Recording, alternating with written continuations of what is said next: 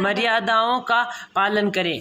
धर्म कर्तव्यों की मर्यादाओं को तोड़ने वाले उच्छृंखल कुमार्गगामी मनुष्य की गतिविधियों को रोकने के लिए, उन्हें दंड देने के लिए समाज और शासन की ओर से जो प्रतिरोधात्मक व्यवस्थाएं हुई हैं, उससे सर्वथा बचे रहना संभव नहीं।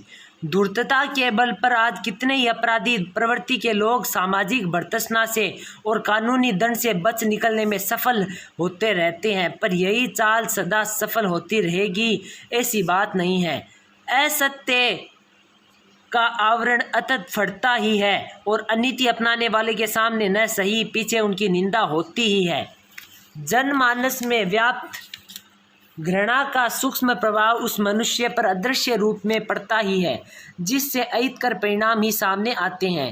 राजदंड से बचे रहने के लिए ऐसे लोग रिश्वत में बहुत खर्च करते हैं, निरंतर डरे और दबे रहते हैं, उनका कोई सच्चा मित्र नहीं रहता।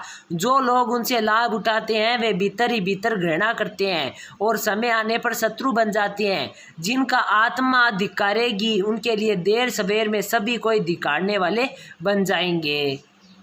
ऐसी धिक्कार एकत्रित करके यदि मनुष्य जीवित रहा तो उसका जीना न जीने के बराबर है।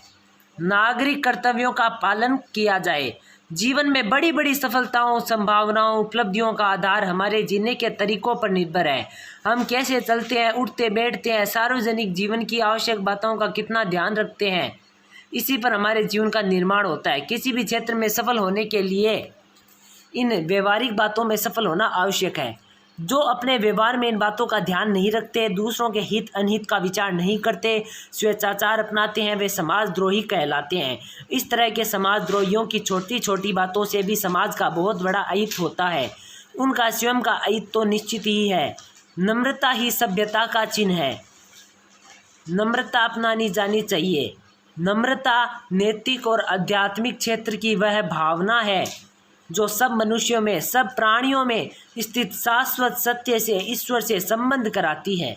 इस तरह उसे जीवन के ठीक ठीक लक्ष्य की प्राप्ति कराती है। जगत में उस शाश्वत चेतना का, ईश्वर का दर्शन कर मनुष्य का मस्तक श्रद्धा से झुक जाता है। वह आत्मविभोर होकर कह उठता है, सिए राम मैं सब जुग जानी, करहु प्रणाम जोरी जुग पानी। घट घटवासी राम परम सत्य के दर्शन कर संतों ऋषियों ने उसे मस्तक नवाया। नम्रता का अर्थ ही है सर्वत्र आसीन शाश्वत ईश्वर सत्ता, ईश्वर की अनुभूति करना, ईश्वर और उसे स्वीकार करना, उसे महत्व देना। जय माँ गायत्री। शांति कुंज हरिद्वार चैनल सब्सक्राइब करें।